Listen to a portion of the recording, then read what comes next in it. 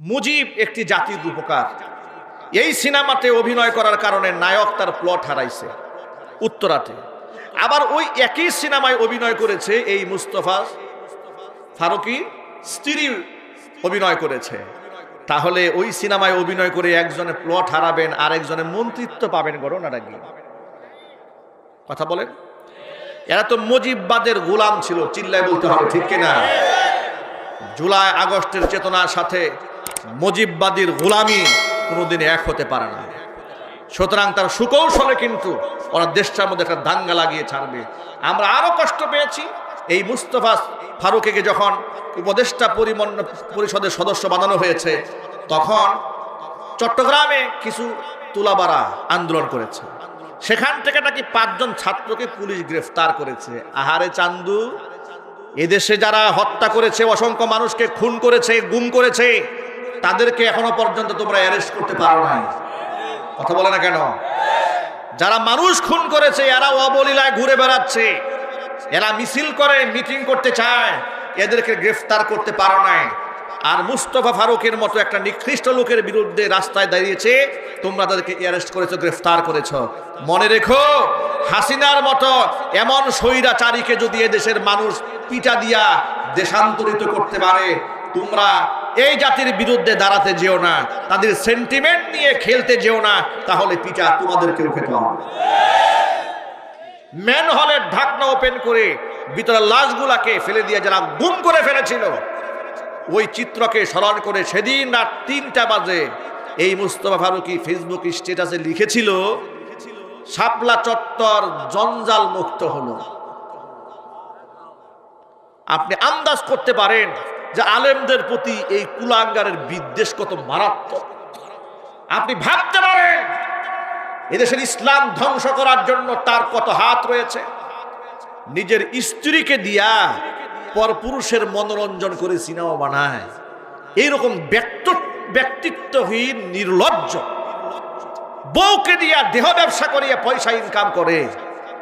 জুলাই আগস্টের বিপ্লবে এদের কোনো অবদান নাই, বরং এদের অবদান হচ্ছে বিগত 16 বছরে স্বৈরাচারীর পদলেহন করে, এমনকি মুজিববাদীকে লালন করে তারা ক্ষমতার সমস্ত স্বাদকে তারা সাধন করেছে এবং কাফের বেঈমানদের গোলামি করেছে।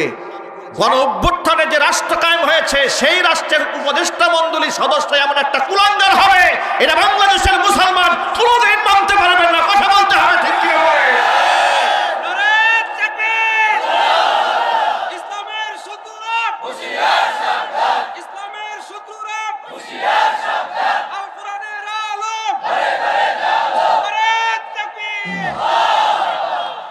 আমাদের কথা বার্তা বড় স্পষ্ট। এদেশের মানুষ যদি আওয়ামী জাহিলিয়াতকে মোকাবেলা করতে পারে জীবন দিয়ে, রক্ত দিয়ে, অন্তর্বর্তীকালীন সরকারের প্রতি আমাদের স্পষ্ট বার্তা হলো, এই কুলাঙ্গার যে ব্যক্তি আলেমদেরকে তেতুল হুজুর বলে গালি দিয়েছে, আলেমদের বিদ্বেষ অন্তরে পোষণ করে, ইসলামিক কালচারের বিরুদ্ধাচরণ করে, সিনেমা নাটকে সুকৌশলে দাড়ি এবং টুপিকে যেই ব্যক্তি অপমান করে, আমি আপনাদের কাছে জানতে চাই, এমন ব্যক্তি এই রাষ্ট্রের কি উপদেষ্টা হতে পারে? আরো জোরে বলেন পারে? তাকে ঘাড় ধাক্কা দিয়া একে উপদেষ্টা পরিষদ থেকে বাদ দিতে হবে। এই প্রস্তাবে রাজি আছেন কারা কারা? দু হাত দেখতে চাই। যদি বাদ না হয়, যদি বাদ না দেওয়া হয়, ছাত্রদের নেতৃত্বে, ওলামাদের নেতৃত্বে, যদি হেফাজত ইসলামের নেতৃত্বে কোনো আহ্বান আসে, তাহলে জুলাই আগস্ট বিপ্লবে যেভাবে আমরা একাকার হয়ে ঝাঁপিয়ে পড়েছিলাম, এই সমস্ত কুলাঙ্গারদেরকে রাষ্ট্রের পথ থেকে সরাইয়ে দেওয়ার জন্য আমরা আবার একাকার হয়ে যেতে চাই। রাজি আছেন কারা কারা? দু হাত দেখতে চাই। এই দেশ এবং জাতি যখন কোনো ক্রাইসিস মোমেন্টে পড়েছে, কোনো দুর্যোগ, দেশ এবং জাতি যে কোনো শত্রু দ্বারা আক্রান্ত হয়েছে, সে আক্রমণটা হোক বৈশ্বিক আক্রমণ হোক কিংবা প্রাকৃতিক দুর্যোগ হোক, সকল কিছুতেই এদেশের ওলামারা এবং তুলাবারা জনগণের পাশে, মানুষের পাশে থাকার ক্ষেত্রে প্রথম সারিতে ভূমিকা রেখেছে। রাষ্ট্রের সবচেয়ে কম সুবিধা ভোগ করে রাষ্ট্রকে সবচেয়ে বেশি সার্ভিস দ্বারা দিচ্ছে, তারা হচ্ছে এই দেশের ওলামারা। একজন ব্যক্তি ডাক্তার যখন হয়, শুধু নিজের পকেটের টাকাই খরচ হয় না। রাষ্ট্র একজন ডাক্তার বানাতে গিয়ে রাষ্ট্রের কোষাগার থেকে অজস্র টাকা তাদের জন্য বরাদ্দ করে। কথা বলেন। একজন ইঞ্জিনিয়ার যখন সে শেষ করে, বুয়েট থেকে যখন পাস করে, তার পেছনে রাষ্ট্রের অজস্র টাকা বরাদ্দ থাকে। এরপরে ডাক্তার হওয়ার পরে তো জাতিকে তিনি সেবা দেন। একজন খেলোয়াড় যখন বিদেশে পারফর্ম করেন, যদি সেখানে তারা কোনো ভালো পারফরমেন্স দেখাতে পারেন, যদি কোনো ট্রফিকে জয় করতে পারেন, দেশের সুনাম হয়, সুখ্যাতি হয়। কিন্তু এমন একজন প্লেয়ার তৈরি করতে রাষ্ট্রের অনেক টাকা ব্যয় করতে হয়। আমরা বলি সাকিব আল হাসান অলরাউন্ডার প্লেয়ার, তাকে অলরাউন্ডার সে নিজে নিজে হয়নি, রাষ্ট্র তার পেছনে তাকে অলরাউন্ডার বানাবার পেছনে যে শেল্টার দিয়েছে, তার পিছনে রাষ্ট্র যে পরিমাণ ফান্ডিং করেছে, টাকা ব্যয় করেছে, তাকে যে সুযোগ সুবিধা দিয়েছে, এর আধা সুযোগ সুবিধা যদি এদেশের কোনো আলেমকে দেওয়া হতো, আলেম রাষ্ট্রের সেই টাকার ভুক্তভোগী হয়ে, সুবিধাভোগী হয়ে সাকিব আল হাসান দেশকে বিশ্ব পরিমণ্ডলে যতটুকুন পরিচিতি করিয়েছে বা শ্রদ্ধার আসনে নিয়েছে, তার চেয়ে একজন আলেম কম পক্ষে শতগুণ বেশি শ্রদ্ধার আসনে একজন আলেমে রাষ্ট্রকে পৌঁছে দিয়ে যেত।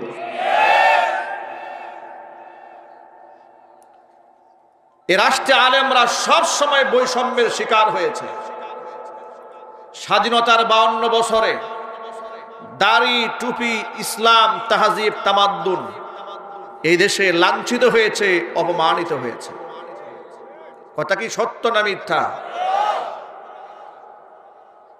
1970 সালে প্রতিষ্ঠিত জাহাঙ্গীরনগর ইসলামিক বিশ্ববিদ্যালয়, মুসলিম বিশ্ববিদ্যালয়, সেখানে 73 সনে দেশ স্বাধীন হওয়ার পরে জাহাঙ্গীরনগর মুসলিম বিশ্ববিদ্যালয় থেকে মুসলিম শব্দ বাদ দিয়ে শুধু জাহাঙ্গীরনগর বিশ্ববিদ্যালয় করা হলো।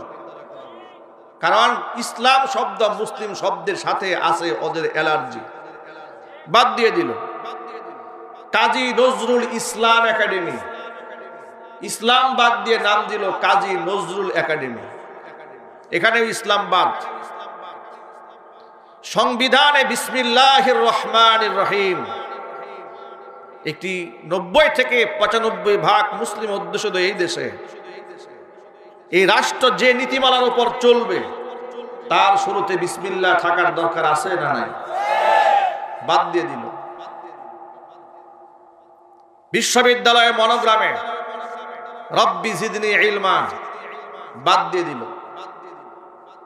নবাব সলিমুল্লাহ মুসলিম হল ঢাকা বিশ্ববিদ্যালয়, সলিমুল্লাহ হল বানিয়ে দিল, মুসলিম শব্দ বাদ দিয়ে দিল। ইসলাম যেখানে ওদের অ্যালার্জি সেখানে, মুসলিম শব্দ যেখানে ওদের অ্যালার্জি সেখানে,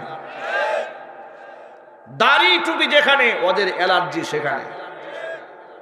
মুক্তিযুদ্ধকে কেন্দ্র করে বাংলাদেশে যত নাটক হয়েছে, সিনেমা হয়েছে, যত মঞ্চ সাজিয়েছে 16 ডিসেম্বর উপলক্ষে, সমস্ত নাটকে, সিনেমাতে দাড়িকে ছোট করে উপস্থাপন করা হয়েছে। টুপিকে, আমার তো মনে হয় শিশুকালে তো আমরা অনেকেই সিনেমা টিনেমা দেখেছি, অনেক স্কুলে পড়েছি। বাংলা সিনেমার মধ্যে ওই যে ওরা 11 জন ছবি টুবি হতো, মুক্তিযুদ্ধের ছবিগুলা দেখেছি, মনে আছে আমার এখনো। মানে প্রত্যেকটা ছবির মধ্যে, সিনেমার মধ্যে, নাটকে রাজাকার মানে রাষ্ট্রদ্রোহী, যারা স্বাধীনতা চায় না, স্বাধীনতার শত্রু, এ কথা বোঝাবার জন্য হাতিয়ার হচ্ছে মুখে দাড়ি, মাথায় তার টুপি, গায়ে তার জামা। আমার বুক ফেটে কান্না আসতো এই রাষ্ট্রের এই কার্যক্রম দেখে। আমি বহুবার প্রতিবাদ করেছি, যারা এগুলা করেছে ওদের মঞ্চেও প্রতিবাদ জানিয়েছি। বিনিময়ে যে ট্যাগগুলো খেয়েছি, এই সমস্ত অন্যায়ের প্রতিবাদ করার কারণে আমার উপর যে ট্যাগগুলো এসছে, যে আমি হলাম উগ্রবাদ, আমি হলাম মৌলবাদী, এরপর আমি হলাম জামাত, আমি হলাম শিবির, ব্যাস ট্যাগ দিয়ে আমাকে দমানোর কত চেষ্টা করেছে। একাধিক মামলাও দিয়েছে। 2018 সালে স্টেজের মঞ্চ থেকে নামিয়ে গ্রেফতার করে কারাগারে ঢুকিয়েও দিয়েছে। কি মামলা দিয়েছে? মামলা দিয়েছে আমার পকেটে 16টা ককটেল পাওয়া গেছে, দিয়েছে মামলা। কি অপরাধ ছিল আমাদের, কি অন্যায়টা করেছিলাম আমরা? আমি আপনাদের কাছে বিনয়ের সাথে জানতে চাই, ওরা যে সারা জীবন সিনেমার মধ্যে দেখালো দাড়ি টুপিওয়ালারা ধর্ষক হয়, দেখায় নাই? একটু কথা বলেন না আপনারা, দেখায় নাই? এখন আপনারা বলেন, দেশ স্বাধীন হওয়ার আগে দাড়ি টুপিওয়ালারা যেমন ছিল, স্বাধীনতার সময় ছিল, আজও বাংলাদেশে দাড়ি এবং টুপিওয়ালারা আছে না নাই? প্রশ্ন হলো, বিশ্ববিদ্যালয়ের ধর্ষণের সেঞ্চুরি দাড়িওয়ালারা করে না দাড়ি ছাড়ারা করে? তো তোমরা নাটকে দাড়িওয়ালাদেরকে ধর্ষক দেখাও কেন? আপনারা বলেন, মাদ্রাসার ছাত্ররা তলোয়ার নিয়ে, বন্দুক নিয়ে, রাইফেল নিয়ে, হকি স্টিক নিয়ে, চাইনিজ কুড়াল নিয়ে ধাওয়া পাল্টা ধাওয়া করে মানুষ খুন করেছে, কিংবা মাদ্রাসা অনির্দিষ্টকালের জন্য বন্ধ হয়েছে, এমন একটি ঘটনা এই দেশের ইতিহাসে আছে? জোরাওয়াজে বলেন। এরপরেও তারা বানিয়েছে যে কওমি মাদ্রাসা হচ্ছে জঙ্গি তৈরির কারখানা। কিন্তু বিশ্ববিদ্যালয়ে যারা অস্ত্রের ঝঞ্ঝনানি দেখায়, বিশ্বজিতের মতো হিন্দুকেও শিবির বলে প্রকাশ্যে কুপায়ে যারা হত্যা করে, দেশ স্বাধীন হওয়ার পরে বিশ্ববিদ্যালয়ে এই সোনার ছেলেদের হলগুলাকে যখন সার্চ করা হয়েছে, টর্চার সেল পাওয়া গেছে। টর্চার সেলের মধ্যে কি পাওয়া গেল? হকি স্টিক পাওয়া গেল, পিস্তল পাওয়া গেল, রামদা পাওয়া গেল, কুড়াল পাওয়া গেল, চাইনিজ কুড়াল পাওয়া গেল। এগুলা দিয়ে তারা মানুষদেরকে কষ্ট দিত। তারা ছিল সোনার ছেলে, আর আলেমরা ছিল জঙ্গি। কথা বলেন। যারা এতগুলো মানুষ হত্যা করেছে, ওদের কয়জনের নামে জঙ্গি মামলা হয়েছে আপনারা বলেন? কিন্তু কত দাড়ি টুপিওয়ালাদেরকে জঙ্গি বলে মিথ্যা মামলা দিয়ে বছরের পর বছর কারারুদ্ধ করে রেখেছে, তার হিসাব একমাত্র আল্লাহ পাকই ভালো জানেন। কত আলেমকে তারা গুম করেছে, খুন করেছে, ফাঁসির কাস্টে ঝুলিয়ে হত্যা করেছে। জোরে বলতে হবে, ঠিক কিনা বলে? আলেমদেরকে রাষ্ট্রের শত্রু বানিয়ে দিয়েছিল। বাংলাদেশের শ্রেষ্ঠতম 116 জন আলেমের নামের তালিকা বানানো হয়েছিল সাবেক বিচারপতি কালামানিকের নেতৃত্বে। তুরিন আফরোজ এবং কালামানিক এরা আলেমদের ব্ল্যাক লিস্ট করে দুদকে জমা দিয়েছিল যে এদেরকে তদন্ত করে দেখা হোক এরা কেমন দুর্নীতিগ্রস্ত। আর এরা হচ্ছে ফেরেশতা। এমনই ফেরেশতা, বেচারা পালাতে গিয়া, ভিক্ষুকের মতো পালাতে গিয়া বলে 70 লাখ টাকা ছিল, টাকাও নিছে, পিটাও দিছে। যদি বলতে হবে, ঠিক কিনা বলেন? সারা জীবন আলেমদেরকে জঙ্গিবাদ বলল। এ জাতি ওদের এই জঙ্গিবাদের এই ট্যাবলেট ওরা তো ফ্রি বিক্রি করেছে মিডিয়ার মাধ্যমে, কিন্তু কেউ গিলে নাই, কেউ খায় নাই। জাতি ভালো করে জানতো আসল সন্ত্রাসী কারা, আসল জঙ্গি কারা। যার দরুন দেশ স্বাধীন হতে দেরি হয়েছে, স্বীকৃত জঙ্গি হিসেবে ওদের নিষিদ্ধ করতে সরকার দেরি করে নাই। ওদের দাম্ভিকতা এবং অহংকার কোন পর্যায়ে পৌঁছে গিয়েছিল, ওরা আলেমকে কোনোদিন সম্মান দেয়নি। বাংলাদেশের কোন হক্কানি আলেমদেরকে তারা 4 পয়সার মূল্যায়ন দেয়নি। পোস্টারে ওদের নামের উপরে যদি আলেমের নাম থাকতো, ওরা পোস্টার পরিবর্তন করে নতুন করে পোস্টার ছাপাতো। এই কালিয়াকৈর উপজেলাতে আমার এক মাহফিলে, সেখানে আমার নাম সবার উপরে মোটা করে লিখেছে প্রধান বক্তা হিসেবে। আচ্ছা, একটি মাহফিলের প্রধান বক্তা, সেখানকার চিফ গেস্ট থাকেন, তারই আকর্ষণে লোকেরা বয়ান শুনতে আসেন, না কোনো এমপি মন্ত্রীর চেহারা দেখতে আসেন। যদি বলেন, সে যে দলেরই হোক, কোনো এমপি মন্ত্রীর চেহারা দেখতে লোকেরা মাহফিলে আসে না। কিন্তু ওরা জোর করে মাহফিলে আসবে। ওদের নাম পোস্টারে না দিলে মাহফিলের পারমিশন দেওয়া হবে না।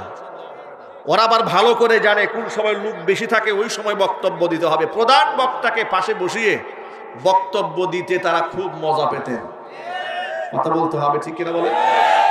আমার মাহফিল কর্তৃপক্ষ আমাকে ফোন করে বললেন, হুজুর ঝামেলা একটা হয়েছে। কি হয়েছে? আপনার নাম তো সবার উপরে দিয়েছি, মন্ত্রী বাহাদুরের নাম দিয়েছে আপনার নিচে, ওর চেলা চামুন্ডারা আসছে, এসে বলছে পোস্টার চেঞ্জ করতে হবে, না হয় মাহফিল বন্ধ।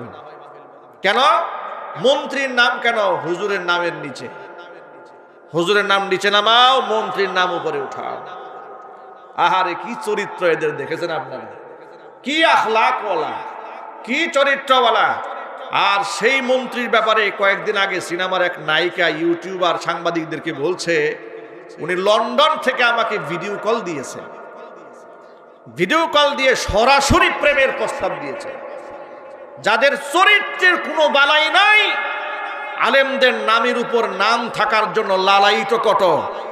আল্লাহ রাব্বুল আলামিন আলেমদের শান মান বাড়িয়েছেন, লাঞ্ছনা গঞ্জনা ওদের কাজের উপরে এমন ভাবে চাপিয়ে দিয়েছেন, আল্লাহ রাব্বুল আলামিন এমন অপমানিত ওদেরকে করেছেন, জাতির সামনে মুখ দেখাবার মতো কোনো সাহস ওদের নাই।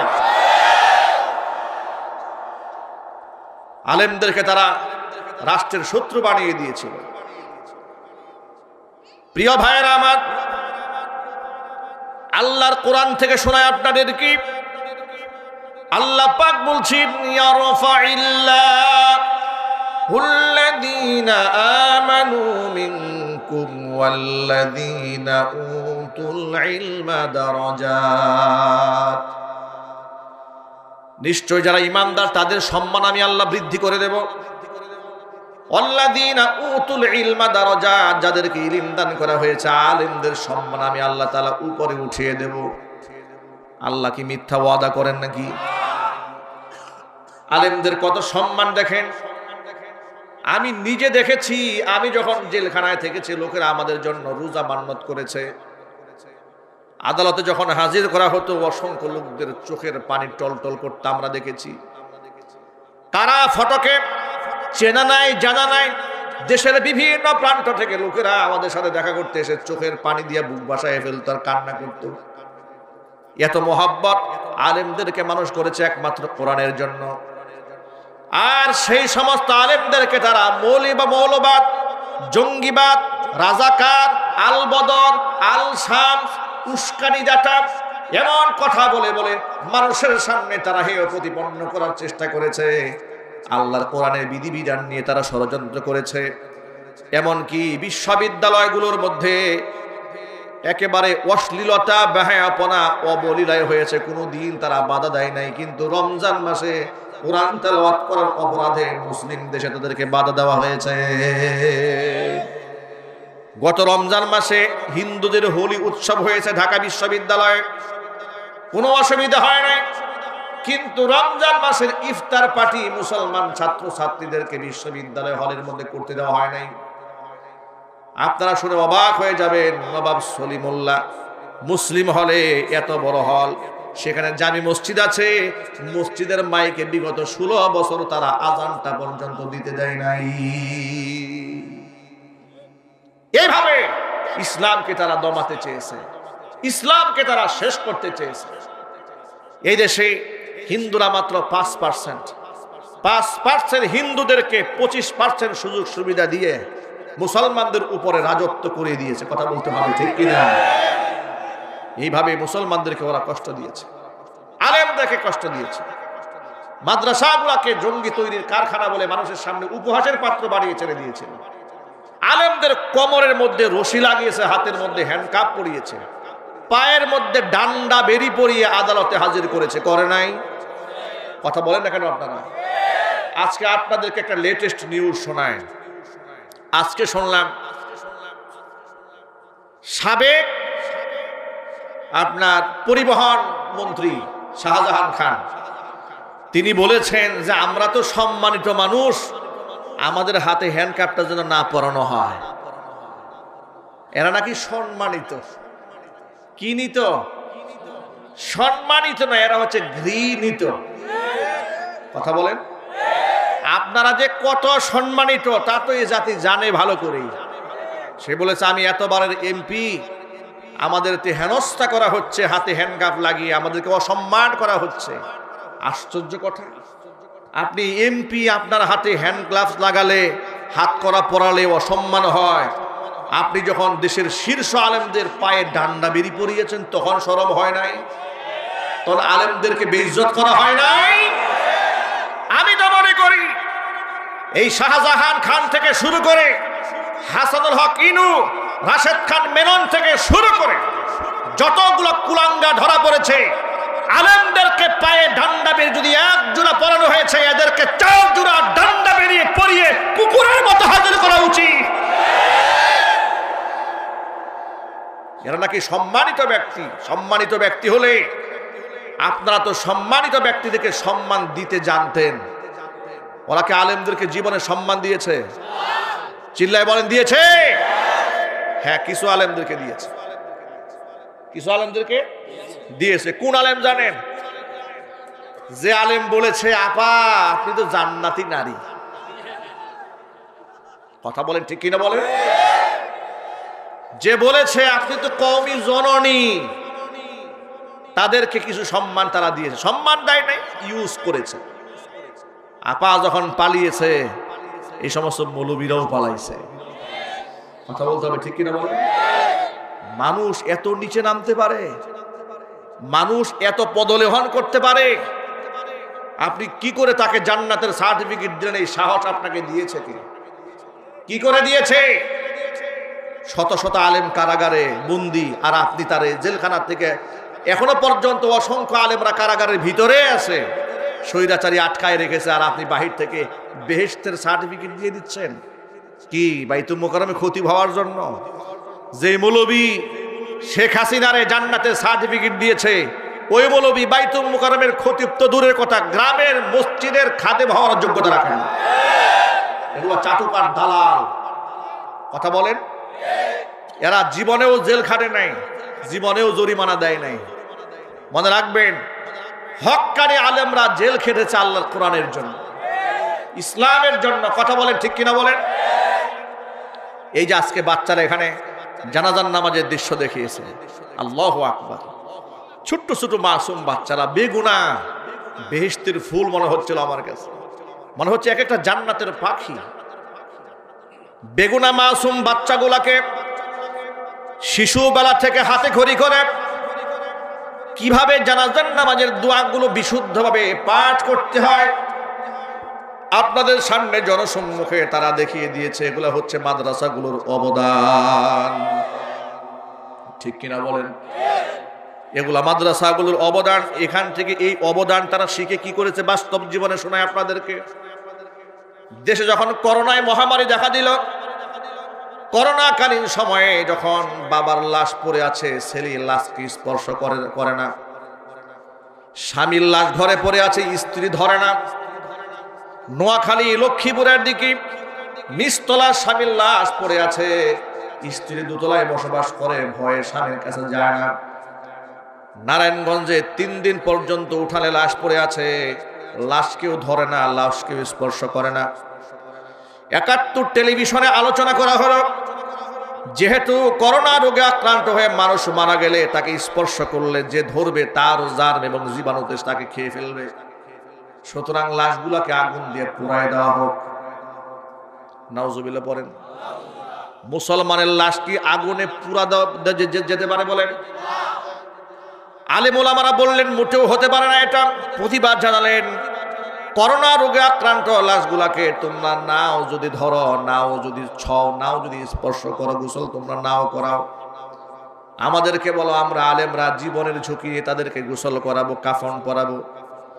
ওলামারা ওই সময়ের দায়িত্ব নিয়ে জীবনের ঝুঁকি নিয়ে গোসল করিয়েছে, কাফন পরিয়েছে, কবরে মাদফুন করেছে। আল্লাহর কসম করে বলি, একজন আলেমও যারা মানুষের সেবায় আত্মনিয়োগ করেছিলেন কোনো আক্রান্ত হয় নাই।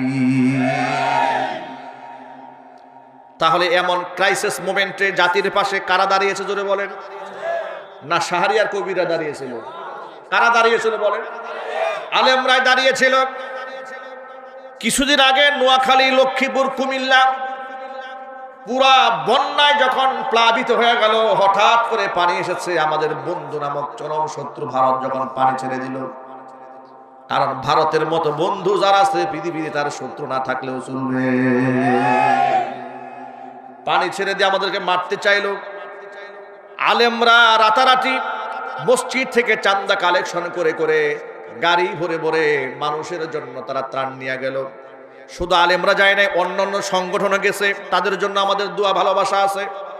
কিন্তু সমস্ত সংগঠনের লোকেরা মিলে যতটুকু মানুষের জন্য করতে পেরেছে, এক আস-সুন্নাহ ফাউন্ডেশনের নেতৃত্বে, আহমদুল্লাহর নেতৃত্বে আস-সুন্নাহ ফাউন্ডেশন তার চাইতে কয়েকশো গুণ বেশি করেছে। আলেমদের প্রতি এদেশের মানুষের ভালোবাসা নাই কে বলেছে? তোমরা আলেমদেরকে মৌলবাদ বলতে পারো, কিন্তু মানুষের হৃদয় রাজ্যের বাদশাহ হচ্ছে উলামায়ে কেরাম। যার দরুন তোমরা মরে গেলে মাইকিং করে লোক খুঁজে পাও না, আর আলেমদেরকে মারা গেলে তোমরা বাধা দিয়াও লোক ঠেকায় রাখতে পারো না। এই হচ্ছে পার্থক্য। আলেমদের অবদানটা দেখেন। আস-সুন্নাহ ফাউন্ডেশনের মাধ্যমে শেখ আহমদুল্লাহর নেতৃত্বে শত কোটি টাকার দান পৌঁছে গেছে। সুবহানাল্লাহ বলবেন না? মানুষের বিশ্বাসের জায়গা আলেম কোথায় গিয়ে দখল করে বসে আছে? কোথায় শাহরিয়ার কবির, কোথায় শামসুদ্দিন মানিক, কোথায় বিচারপতি কালা মানিক, কোথায় তুরিন আফরুজ, কোথায় এরা, কোথায় রাশেদ খান মেনন, কোথাকার কোন বুদ্ধিজীবী, আর কোথায় একজন আলেম? সুবহানাল্লাহ বলবেন না? এ রাষ্ট্রের জন্য ওদের কি অবদান আছে? এই রাষ্ট্রের জন্য এই দেশের বুদ্ধিজীবীদের কি অবদান আছে? প্রাসঙ্গিক ছোট্ট করে একটা কথা বলি। জুলাই আগস্টের বিপ্লবেও এদেশের আলেমদের সীমাহীন ভূমিকা আছে। আলেমরা তো শুধুমাত্র জুলাই আগস্টের বিপ্লবে সামিল হয় নাই, বিগত 16টি বছর আলেমরা স্বৈরাচারীর বিরুদ্ধে বাক জিহাদের মধ্যে আত্মনিয়োগ করেছিলেন, যার দরুন তারা শত শত আলেম জেল খেটেছেন, জরিমানা দিয়েছেন। কথা কি সত্য না মিথ্যা? নিশ্চয়ই সত্য। তাহলে এই স্বৈরাচারীর পতনে আলেমদের ভূমিকা আছে না নাই? আরো চিৎকার দিয়ে বলতে পারছে না নাই? বড় দুঃখ নিয়ে একটা কথা বলি। অসংখ্য আলেম ওলামা তুলাবা স্কুল কলেজ ইউনিভার্সিটির ছাত্রদের রক্তের বিনিময়ে দেশ স্বাধীন হলো এবং অন্তর্বর্তীকালীন সরকার গঠিত হয়ে গেল। সেই অন্তর্বর্তীকালীন সরকারের প্রতি এদেশের মানুষের ব্যাপক প্রত্যাশা। এক নাম্বার প্রত্যাশা হচ্ছে, যারা পাখির মতো গুলি করে মানুষদেরকে হত্যা করেছে, প্রত্যক্ষ কিংবা পরোক্ষভাবে যারা জড়িত আছে, একটাকেও যেন ছাড় দেওয়া না হয়। দ্রুত ট্রাইব্যুনালে বিচার কার্যকর করে সবগুলাকে যেন ফাঁসির দণ্ডে ঝুলায় দেওয়া হয়। এই প্রত্যাশা আপনাদের আছে না? কার কার আছে? দু হাত দেখি তো আমি।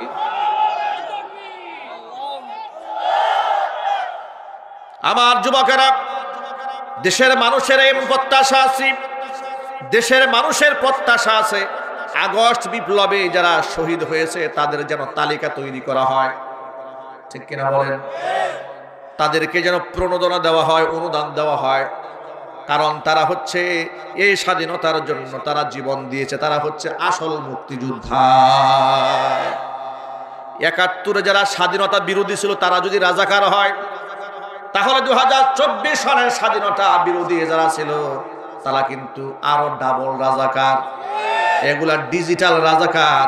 ডিজিটাল রাজাকারের বাংলার জমিনে রাজনীতি করার কোনো অধিকার নাই।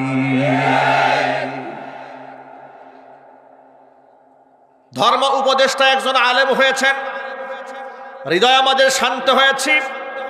কিন্তু আমাদের প্রশ্ন হলো, আলেমরা রক্ত দিয়েছে, সাধারণ ছাত্র রক্ত দিয়েছে, উপদেষ্টা মণ্ডলীর সদস্য একমাত্র তারাই হকদার যারা এই জুলাই আগস্টের বিপ্লবে যারা জিহাদে শামিল হয়েছিলেন। জুড়ে বলেন ঠিক কিনা? কিন্তু কোথাকার কোন সলিমুদ্দিন, নাম তার ফারুকি, মুস্তফা ফারুকি, নাট্যকার, নাটক বানায়, সিনেমা বানায় এবং নাটক সিনেমার মধ্যে সুকৌশলে ইসলামের বিরোধিতা করে। হেফাজতে ইসলামের মুহতারাম সম্মানিত আমির যিনি ছিলেন শাইখুল ইসলাম আল্লামা শাহ আহমদ শফি রাহমাতুল্লাহি আলাইহি নব্বারাল্লাহু মারকাদাহু ওয়া জাআলাল জান্নাতা মাসওয়াহু। সকলেই বলেন আল্লাহুম্মা আমিন। এত বড় কিংবদন্তি আল্লাহর ওলিকে তেতুল হুজুর বলে আখ্যায়িত করেছিল এই মুস্তাফা ফারুকী। হেফাজতে ইসলামের 5 মে শাপলা চত্বরে যখন স্বৈরাচারী গণহত্যা চালিয়েছিল, লক্ষ লক্ষ বুলেট ছেড়ে তাহাজ্জুদ গুজারি মাদ্রাসার ছাত্রদেরকে শহীদ করে দিয়ে শহীদদের দেহগুলাকে ডাস্টবিনে নিক্ষেপ করেছিল, নদীর মধ্যে ফেলে দিয়েছিল। ম্যানহোলের ঢাকনা ওপেন করে ভিতরে লাশগুলাকে ফেলে দিয়ে যারা গুম করে ফেলেছিল, ওই চিত্রকে স্মরণ করে সেদিন রাত ৩টা বাজে এই মুস্তফা ফারুকী ফেসবুক স্ট্যাটাসে লিখেছিল, শাপলা চত্বর জঞ্জাল মুক্ত হলো। আপনি আন্দাজ করতে পারেন যে আলেমদের প্রতি এই কুলাঙ্গারের বিদ্বেষ কত মারাত্মক। আপনি ভাবতে পারেন এদেশের ইসলাম ধ্বংস করার জন্য তার কত হাত রয়েছে। নিজের স্ত্রীকে দিয়া পরপুরুষের মনোরঞ্জন করে সিনেমা বানায়। এইরকম ব্যক্তিত্বহীন নির্লজ্জ বউকে দিয়া দেহ ব্যবসা করিয়া পয়সা ইনকাম করে। জুলাই আগস্টের বিপ্লবে এদের কোনো অবদান নাই, বরং এদের অবদান হচ্ছে বিগত 16 বছরে স্বৈরাচারীর পদলেহন করে, এমনকি মুজিববাদীকে লালন করে তারা ক্ষমতার সমস্ত স্বাদকে তারা সাধন করেছে এবং কাফের বেঈমানদের গোলামি করেছে। গণ অভ্যুত্থানে যে রাষ্ট্র কায়েম হয়েছে সেই রাষ্ট্রের উপদেষ্টা মণ্ডলীর সদস্য এমন একটা কুলাঙ্গার হবে, এটা বাংলাদেশের মুসলমান কোনোদিন মানতে পারবে না। কথা বলতে হবে, ঠিক কি হবে?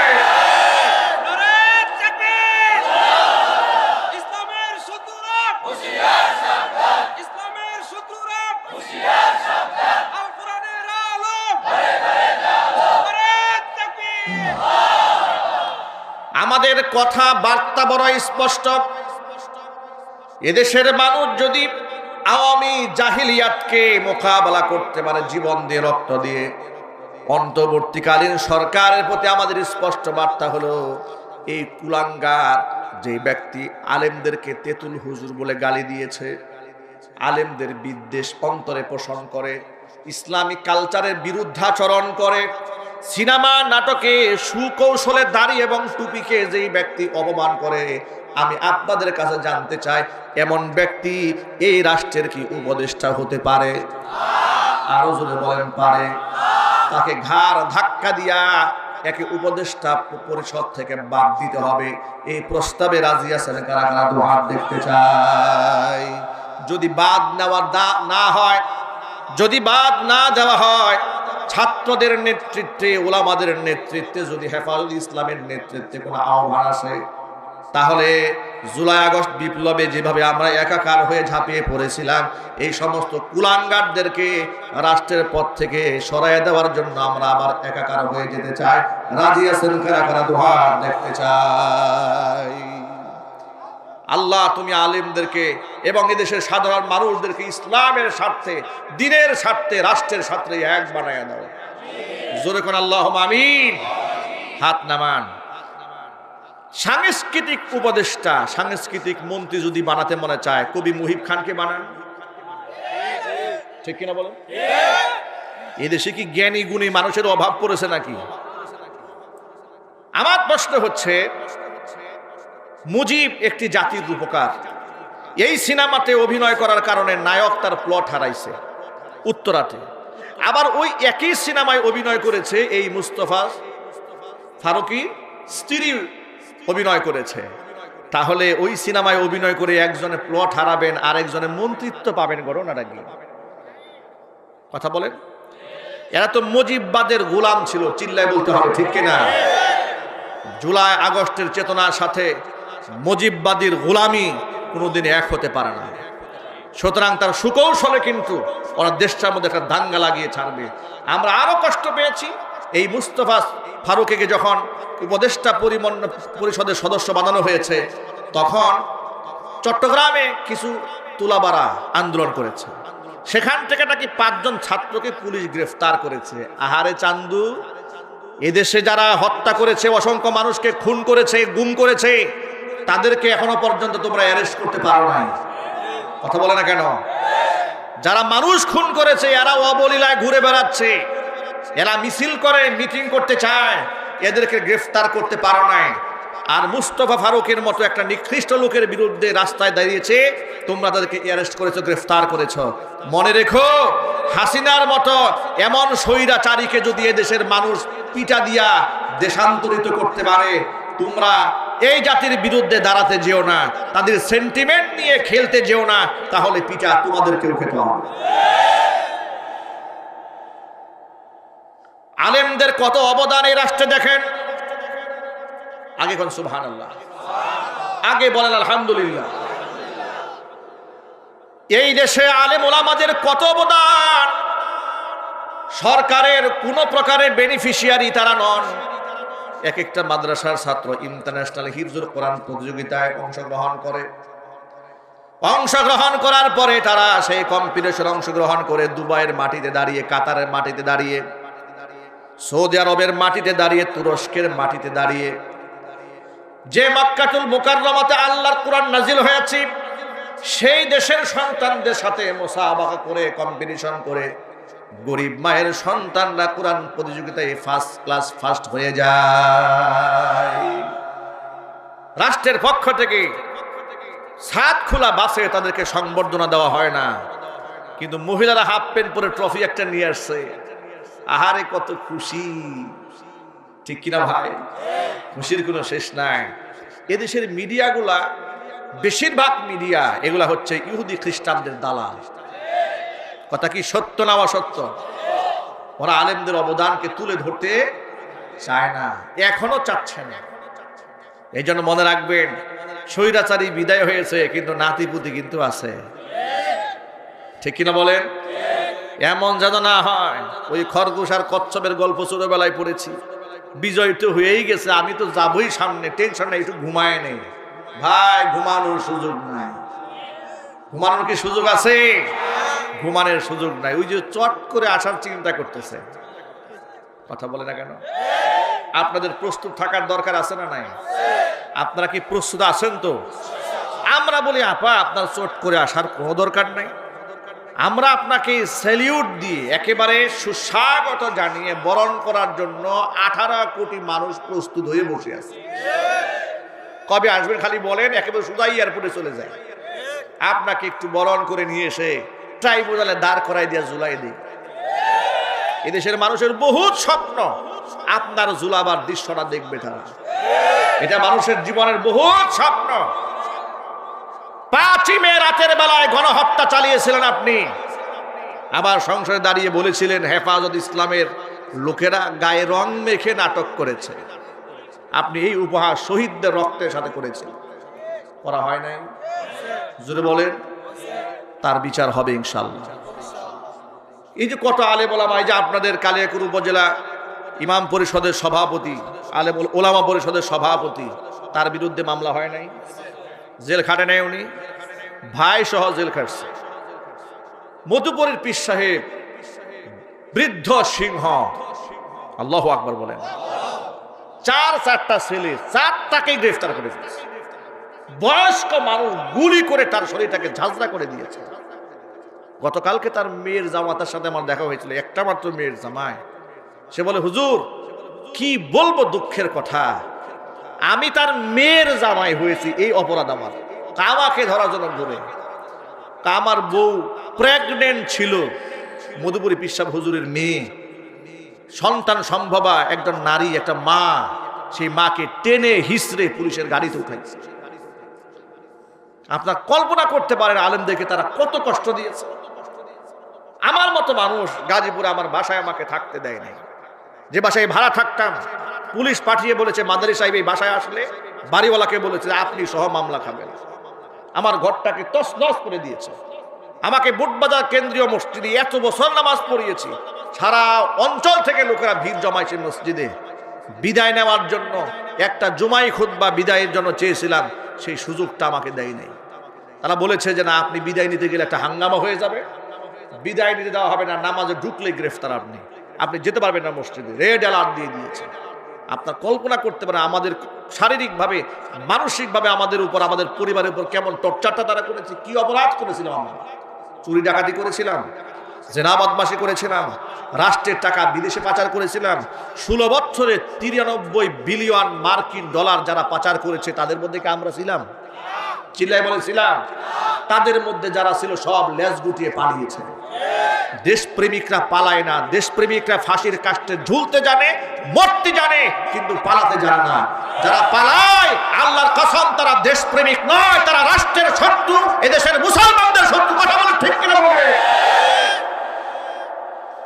ওরা আমাদেরকে তিল তিল করে কষ্ট দিয়েছে।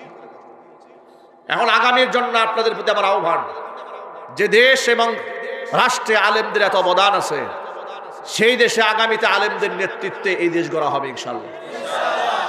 ইনশাল্লাহ বলেন। আগামী থেকে কোনো বেনামাজির কাছে গিয়ে মাহফিলের পারমিশন চাওয়া হবে না। কোনো বেনামাজিকে মসজিদের নেতৃত্বে আর আনতে দেওয়া হবে না।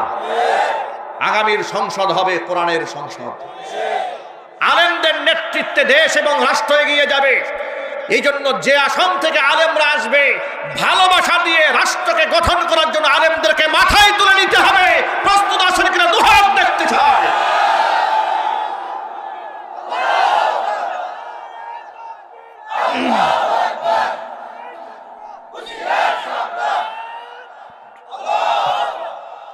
আল্লাহর পথে যারা থাকে তাদের কোনো ভয় নাই, কারণ তাদের কিসের ভয় থাকে?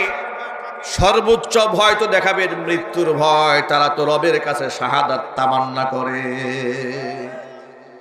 যারা আল্লাহর পথে চলে, আল্লাহর কথা বলে, আল্লাহকে ভালোবেসে সপেছে জীবন, তাদের কিসের ভয়? কে করে পরাজয়? শহীদি তামান্নাতে নাচে তার মন। হাসনা হেনার ঘ্রাণে ভুলে নারী হৃদয় তার, কালিমার মিশক মাখা হৃদয় রয়েছে যার। হাসনা হেনার গ্রানে ভুলে নারী হৃদয় তার, কালিমার মিশক মাখা হৃদয় রয়েছে যার। সব পিছু টান ভুলে জিহাদের পথে চলে, সব পিছু টান ভুলে জিহাদের পথে চলে, সে তো তার ঈমান বলে। যারা আল্লাহর পথে চলে, আল্লাহর কথা বলে, আল্লাহকে ভালোবেসে সপেছে জীবন, তাদের কিসের ভয়? কে করে পরাজয়? শহীদি তামান্নাতে নাচে তার মন। লালসার কাছে কভু হয় না সে পরাজয়, জীবন বিলিয়ে সে তো জান্নাত করে ক্রয়। লালসার কাছে কভু হয় না সে পরাজয়, জীবন বিলিয়ে সে তো জান্নাত করে ক্রয়। মৃত্যুর মুখোমুখি দাঁড়িয়েও যারা সুখী, মৃত্যুর মুখোমুখি দাঁড়িয়েও যারা সুখী, এসো আজ তাদের দলে। যারা আল্লাহর পথে চলে, আল্লাহর কথা বলে, আল্লাহকে ভালোবেসে সপেছে জীবন, তাদের কিসের ভয়? কে করে পরাজয়? শহীদি তামান্নাতে নাচে তার মন। আল্লাহ সুবহানাহু ওয়া তাআলা আলেমদের অবদানকে স্বীকার করে আলেম ওলামাদের নেতৃত্বে একটি সুন্দর বাংলাদেশ গড়ার তৌফিক আল্লাহ তাআলা আমাদেরকে দান